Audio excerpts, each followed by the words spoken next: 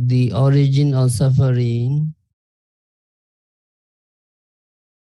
it is that craving which gives rise to further rebirth and bound up with pleasure and lust, finds ever fresh delight, now here, now there, to wit, the sensual craving, the craving for existence, and the craving Recording in progress. for non-existence.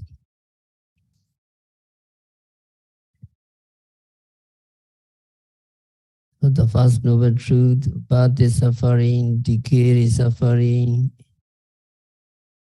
death is suffering, sorrow, lamentation, pain, grief, and excessive despair are suffering.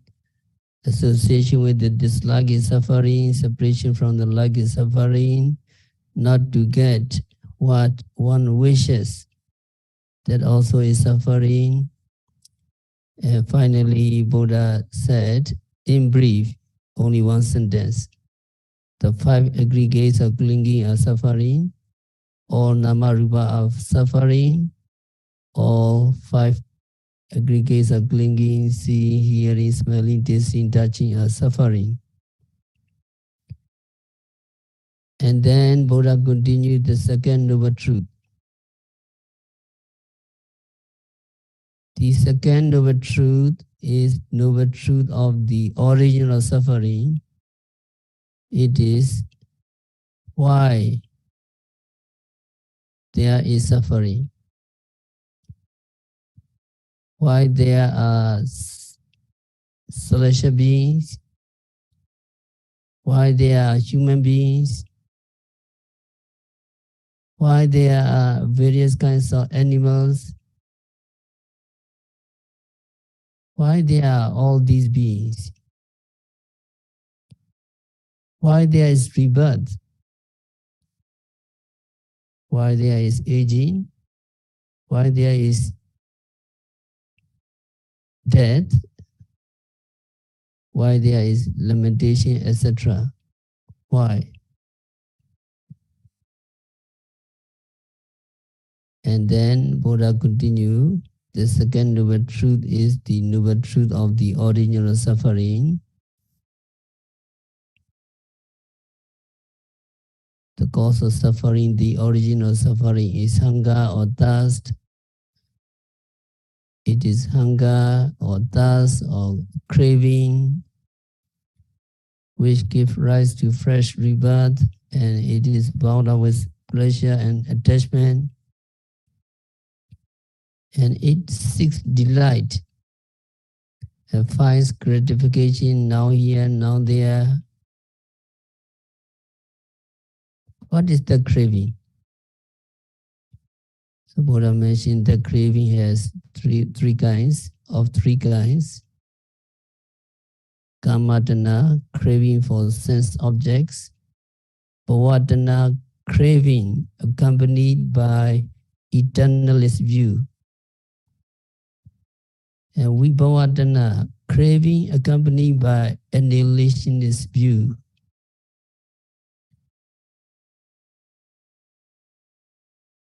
So Buddha clearly mentioned the cause of suffering is thirst, or in Pali, tanha. Thirst here means craving or attachment. Craving is the cause of dukkha. Attachment is the cause of suffering. And Buddha described it as that which gives rise to fresh rebirth, as that which causes rebirth. This craving causes rebirth, and when there comes rebirth, we have aging, sickness, death, lamentation, sorrow, various kinds of suffering follow. So long as there is craving, so long as there is attachment, there will always be rebirth in the future, there will always be suffering in the future. The second noble truth is actually not easy to see. Actually, we do not see that craving is a cause of rebirth. Why we do not see that craving is a cause of rebirth? That is because we do not possess the knowledge which Buddha possessed. So we take it on faith what the Buddha said, that craving is a cause of suffering and craving is a cause of rebirth. And we have no way of knowing that craving causes rebirth. That means we do not have undeniable proof.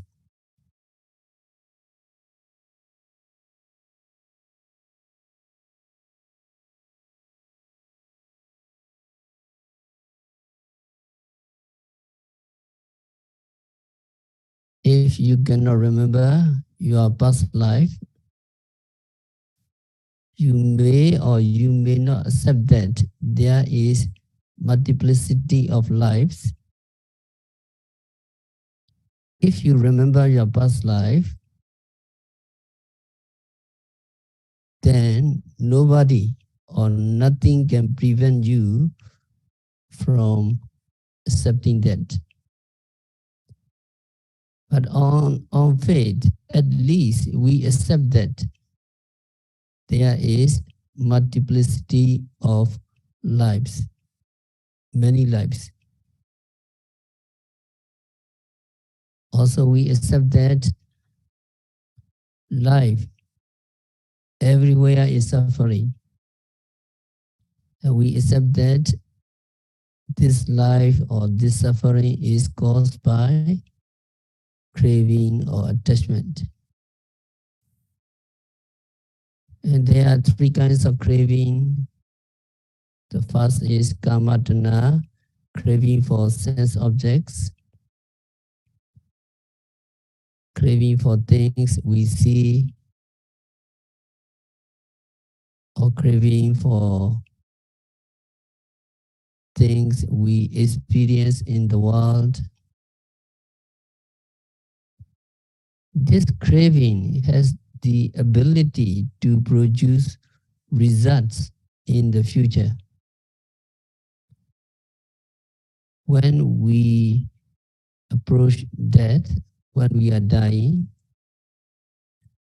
some karma we did in the past, or sometimes karma nimitta, signs of karma, an instrument we did in performing the karma.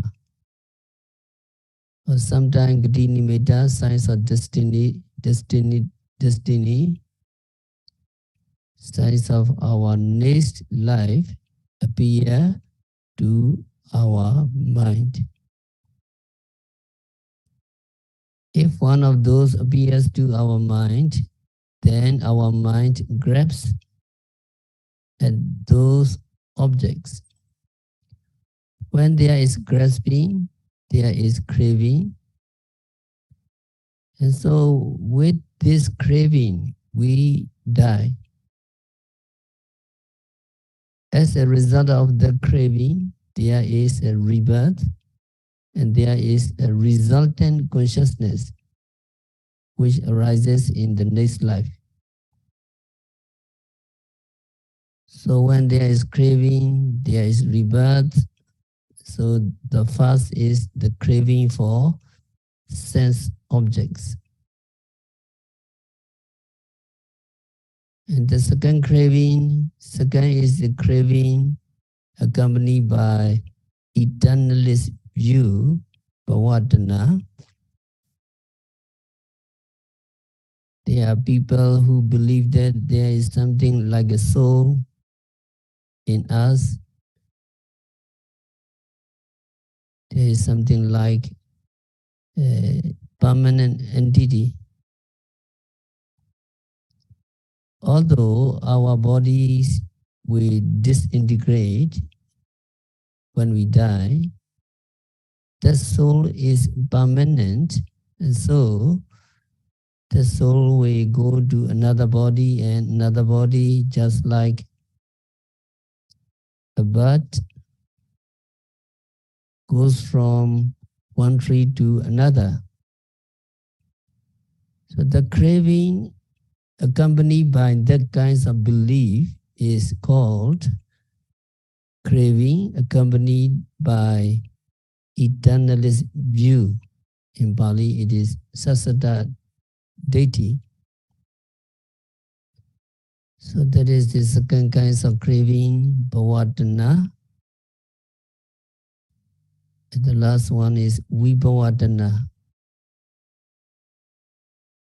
There are some people who believe that there is no life in the past, there is no life in the future, they believe. This is the only life that we have. At the end of this life, everything will be annihilated. Nothing will come out of this life. No rebirth or whatever. Craving accompanying that view is called craving accompanied by annihilationist view. In Pali, Ojeda Deti. So this is that kinds of craving. The craving will also cause a rebirth. Although these people don't believe in rebirth, they believe in this present life. So they are attached to this present life, and they are attached to the objects in this life, or they are attached to the present objects in this life. So they will want to enjoy the pleasure in this present life as much as they can. And they have a strong desire, they have strong craving for the things in this life. This strong craving will definitely cause their rebirth, whether they believe in rebirth or not, whether they want to be reborn or not. So now three kinds of craving, any kinds of craving, whether the craving for sense objects, kamatana, or the craving accompanied by eternity view, bhavatana, and craving accompanied by annihilationist view, vibhavatana.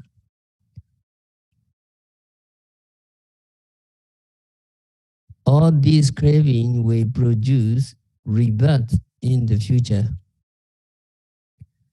So Buddha described it as craving which gives rise to fresh rebirth.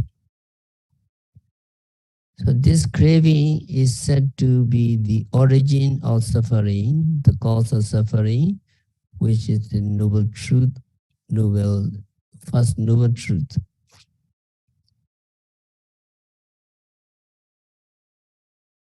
Now you understand two noble truths. The first noble truth is the noble truth of suffering.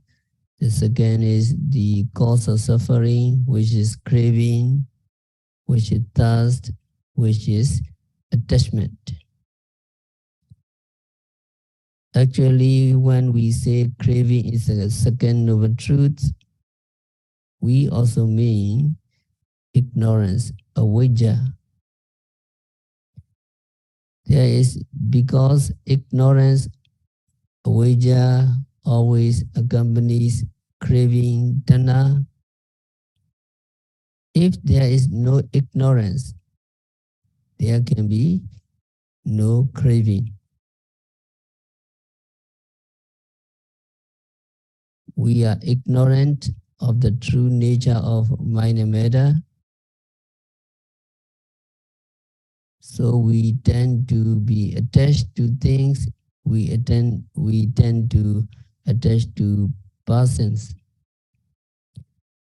If there were no ignorance and we were to see these namarupa, mind and matter, as they really are, we would not be attached to anything. So when we say the second noble truth is craving, we mean craving along with ignorance, craving along with delusion. So which are internal, delusion or ignorance and craving are those that create these rounds of rebirth, rounds of samsara, rounds of suffering.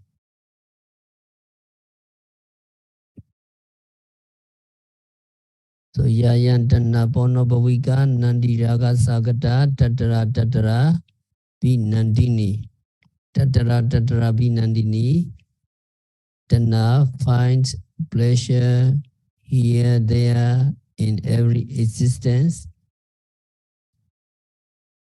Craving ever finds fresh delight.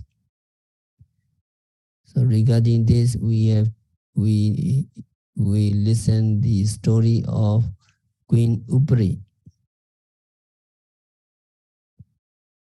At one time, Queen Upri was the chief queen of King Asaka, who ruled over the country of Kasi at its capital, Patali in India. So Queen Upri was said to be of great beauty. Ancient kings used to select the most attractive maidens of their kingdom to become their queens. Consequently, all their queens were noted for their charm and loveliness. Queen Upri was outstanding amongst them because of her raving beauty and enchantment. Bewitched by her alluring comeliness, King Asaka had lost his heart to, to his Queen Upri. Much adored by the monarch, and while still in the prime of her beauty and charm, death came. We don't know when we die. Queen Upri went to the god's abode. Now you need to know that usage of the term go to the abode of the celestial beings. It's a cultural usage to mean the death of a royal family.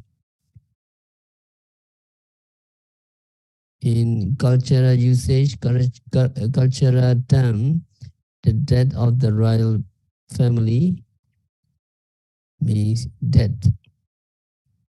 In the same way, flying back means passing away of a Buddhist monk, a mere cultural term, cultural usage. When the monk pass away, they use the monk flying back.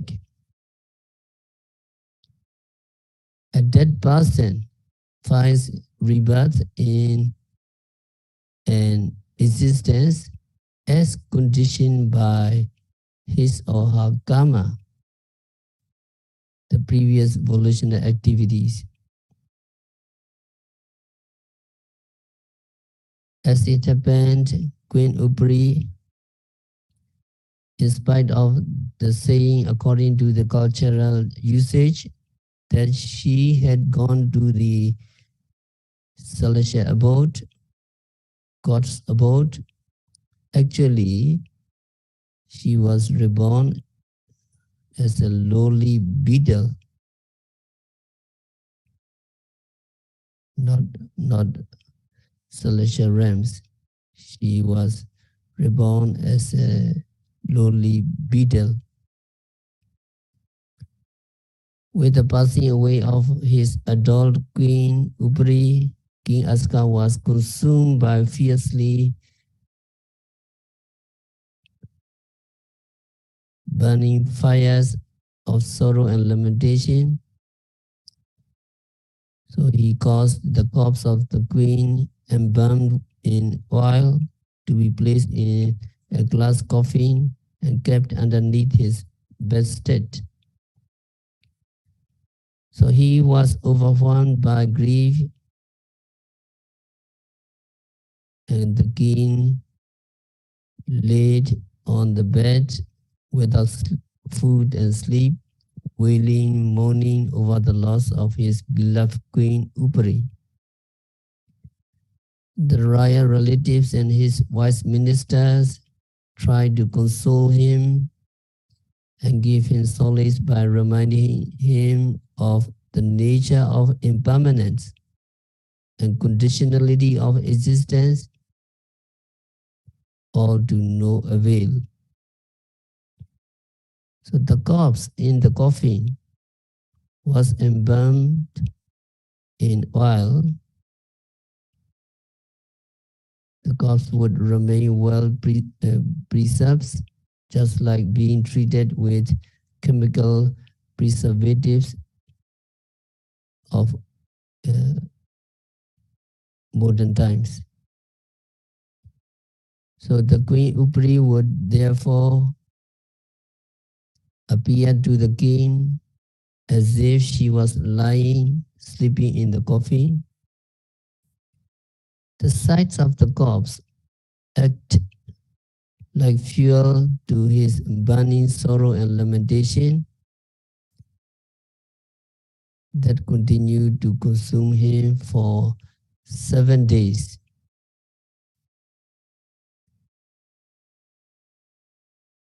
At that time, our Bodhisattva was a hermit endowed with abhinya, supernormal jhanic power, and Bodhisattva hermit lived in the forest of the Himalayas.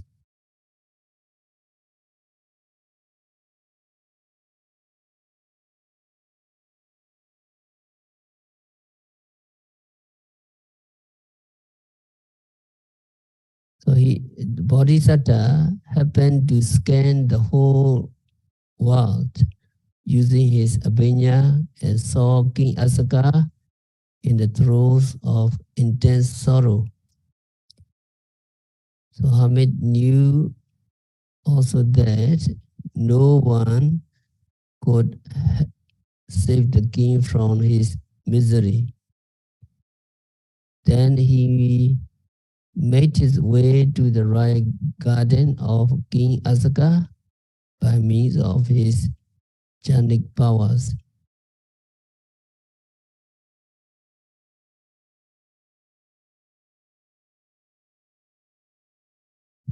And there a young Brahmin came to meet the hermit.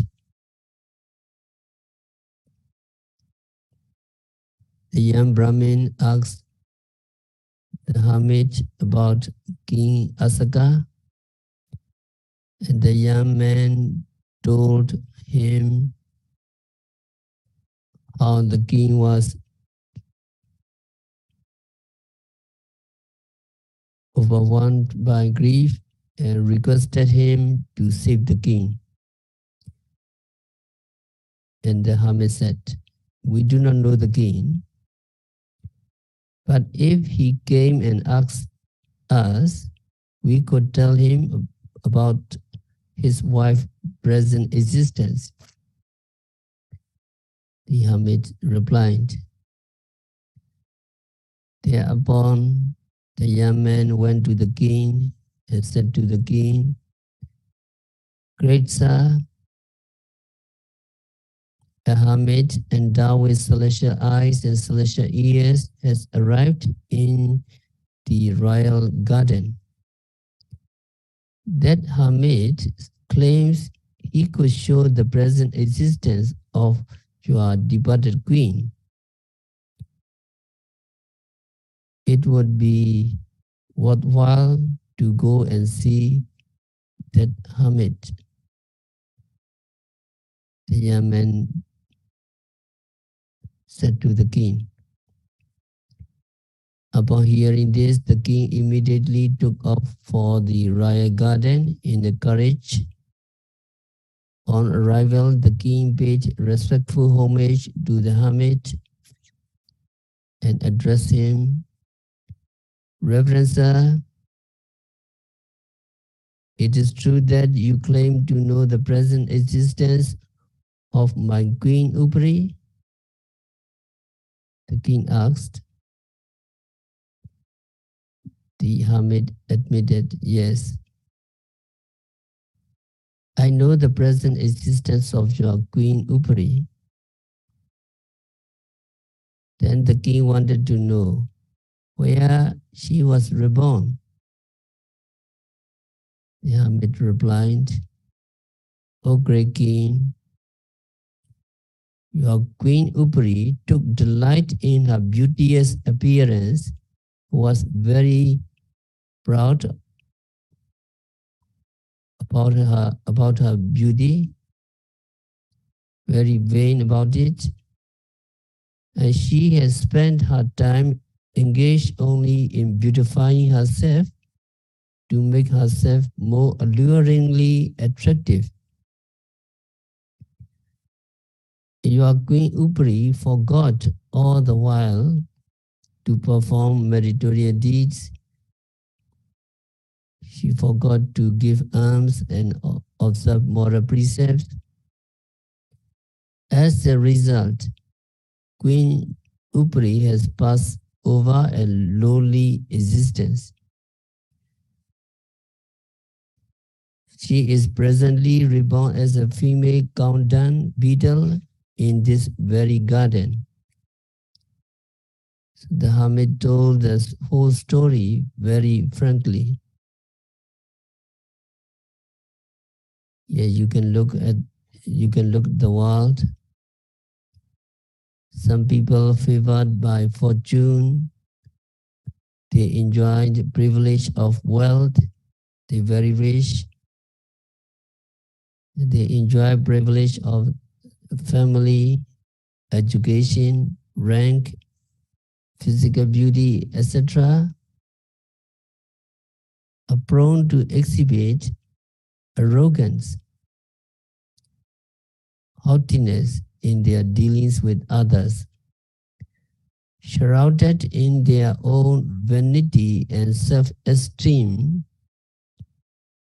they become neglectful in their performance of meritorious deeds. Humility plays no part in their life,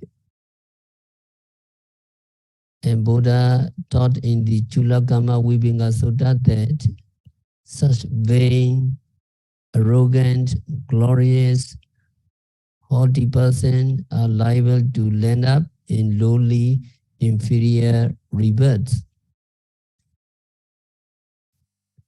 On the other hand, unpretentious, humble person who show humility and pay reverential respects to those deserving of homage will be reborn in noble families. Now, Queen Ubri was extremely beautiful, and she was the chief queen of the ruling monarch. She was of very high status in life. So she had her head turned by these preeminent qualities and looked down with contempt on those she should have shown her respects. So for such unwholesome attitudes and action, it may be presumed she was reborn a lowly female Countdown beetle. On hearing this account of the rebirth of his beloved Queen Upri, King Asaka quickly rejected. The king said, "I don't believe it." And the hermit replied, "I can show you the female beetle and make her talk too." And the king agreed, "All right, please do. You can show me female beetle and make her talk." And the hermit, using his supernatural powers or abhinyas, made a vow for both the male and female beetles to make their appearance before the king. When the male and female beetles emerged from the heap of dung into the presence of the king, the hermit said, "O king, the female beetle, which is following from behind, was your chief queen, Upri Devi.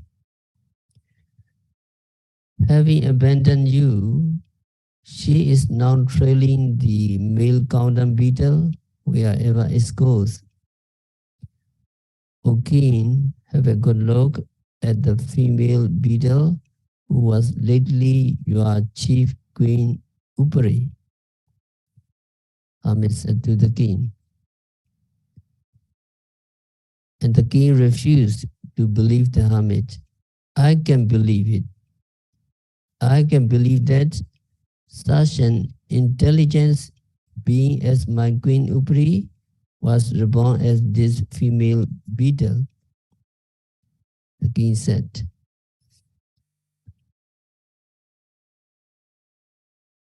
True, some people do not quite believe in the laws of karma. They do not believe the law of karma and its resultant effect. So they do not understand the principle of conditionality. They do not understand the causal relationship as explained in Paticca Samuppada, dependent origination.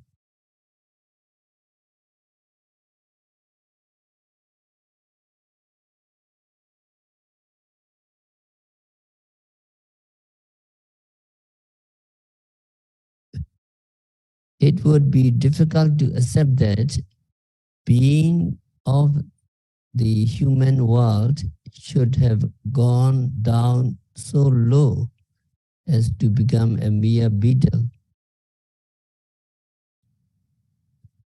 Even in those days, in these days of teaching of the Buddha, the Buddha teaching are widely prevalent.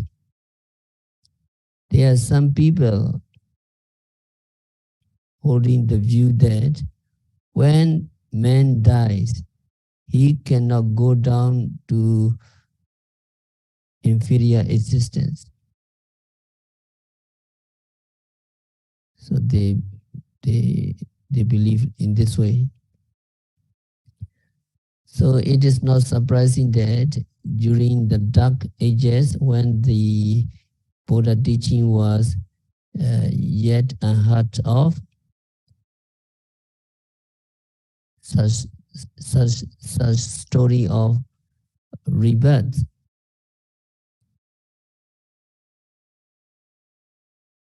human beings reborn as a countdown beetle were received with skepticism. They don't believe. Nevertheless, according to the teaching of the Buddha, for so long as we have not yet attained the status of Arya, Noble One, we can go down from the human world or the celestial realms into the four lower states of existence. And conditioned by bad karma and mental reflection just before death, rebirth may take place in the lower order of beings. On the other hand, conditioned by good karma and wholesome mental attitude on the threshold of death,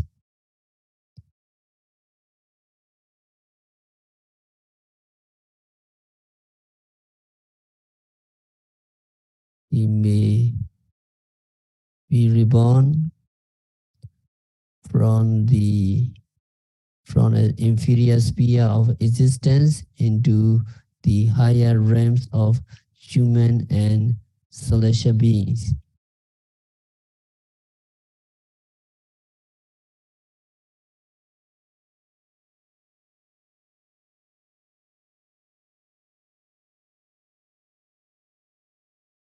There is a story of a bhikkhu, Reverend Tessa.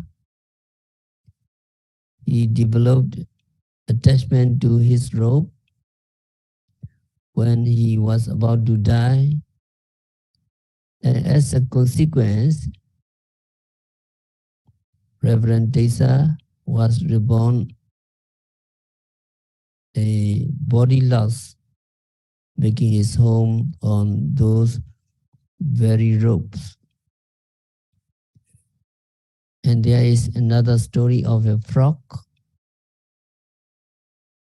That frog met its death while listening to a discourse by the Buddha.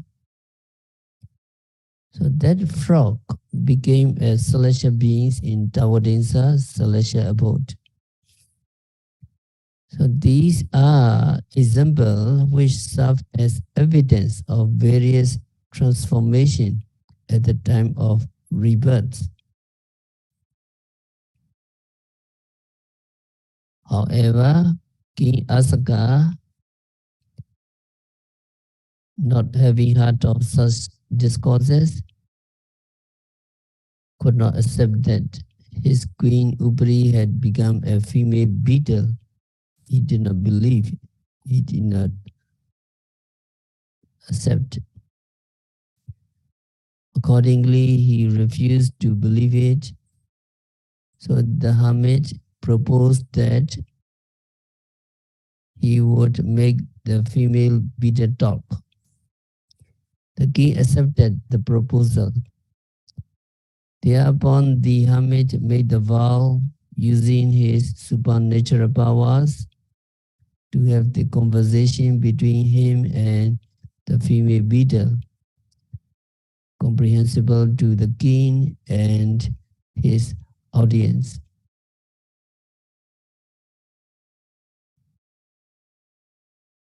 The hermit asked, "Who are you in your past life?" The hermit asked to the female beetle. Female beetle replied, "I was the chief queen Upri of King Asaka." The female beetle replied. The hermit asked, "What now, female beetle? Do you still love your King Asaka, or do you love only this countdown beetle?"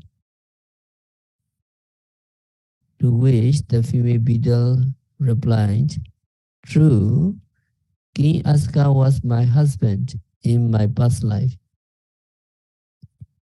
At that time, we used to roam about in this garden in the company of King Asaka. We enjoyed the five sense pleasures of sight, sound, smell, taste, and touch. But now that I'm in the new existence, I have nothing to do with King Asaka. And the commentarial version of the female Buddha's reply is like this. In my present existence, I could relish killing King Asaka and with the blood from his throat wash the feet of the condemned beetle, who is my present beloved husband. So the commentarial exposition makes the beetle's reply sound very harsh and unfeeling. But the female beetle was talking in the presence of her dear husband. The male beetle, it is natural that she wanted to please male beetle. So we can easily see in everyday life many conspicuous examples of divorce, estrangement between ex-husband and wives who get separated not through death but in this very life on grounds of conflict or on grounds of incompatibility. An example of loving tenderness heaped on their new partners in life. The remarks of the commentary appears to be quite in order. So the Jataka Pali text describes the female Buddha's reply in this way. Reverend Sir, I, who had loved the King Aska, had roamed about in the garden many a times, together with King Aska, who had loved me and who was my beloved husband then. We enjoy each other's company. But now the joys and troubles of the present new life have obscured, covered up the joys and trouble of the old life. The new joys and troubles have transcended the old joys and troubles. I love my present husband. I love my male countdown beetle more than I did King Asaka.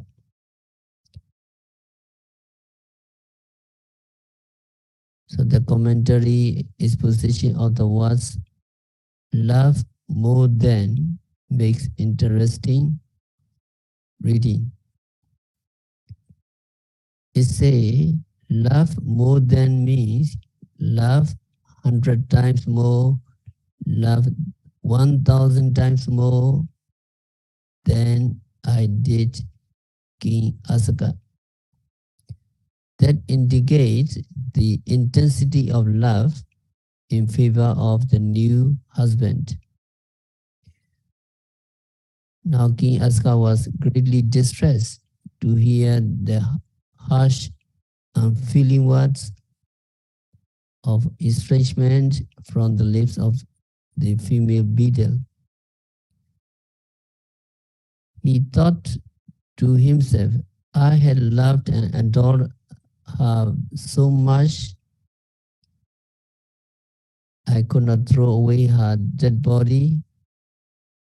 Yet she had become so antipathetic and nasty to me.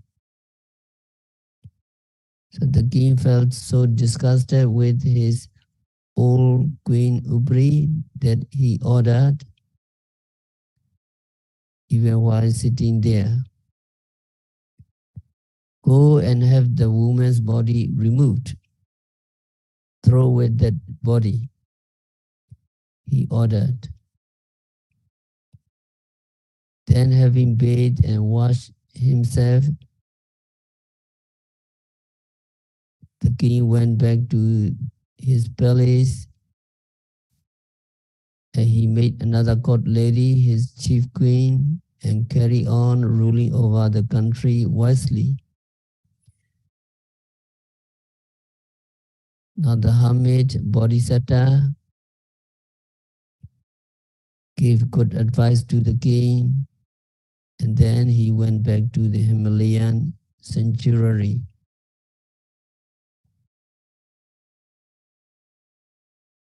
Now from this story, what you understand from the moral form of this story is that Queen Upri, while in the human world, she had taken delight in being a human person. Tanna, craving or attachment to be a human beings, human person, and the queen at that. And she would never have even dreamt of being reborn a female beetle, but accordance with her past karma, when she was reborn a female beetle, she at once took to the life and delight in the physical body of a female. So she esteemed and adored the physical body of the female, physical body of the male beetle 100 times, 1,000 times more than the of King Asaka. So she felt quite at home in her lowly existence as a countdown beetle is due to Tanna, craving, which finds delight everywhere. That is why Buddha said, Ya Yantana Ponobhavika Nandiraga Sagata Tatra Tatra Binandini. Tanna, craving, has the tendency to delight wherever it finds rebirth. Reborn as a dog, it takes delight in the dog's existence. Reborn as a pig, as a fowl. And there is always delight in each existence. Even having been born as children of affluent parents of upper social class, there are cases of them sinking down to poverty-stricken existence, yet enjoying their lives they are in. They are finding their new life quite enjoyable. So it is tanha, it is craving, which is giving them pleasure wherever they are, delighting in whatever sense objects presents itself. So this is the tanha, which gives rise to fresh rebirth, bound up with lust and greed. Now here, now there, ever finds fresh delight. So that is the end of story. From this story, we can get the power of tanha, craving. And now yogis are practicing meditation to get rid of tanha, the cause of craving. Every object coming to you and you try to observe, you to find the true fact, to find the reality as they really are. And when you see the reality, when you see the true nature of that kinds of phenomena, you can get rid of tanha, craving. and you will understand the true nature of suffering. You can get rid of the craving, and then you will realize the cessation of suffering. So we will continue many stories regarding Tanna.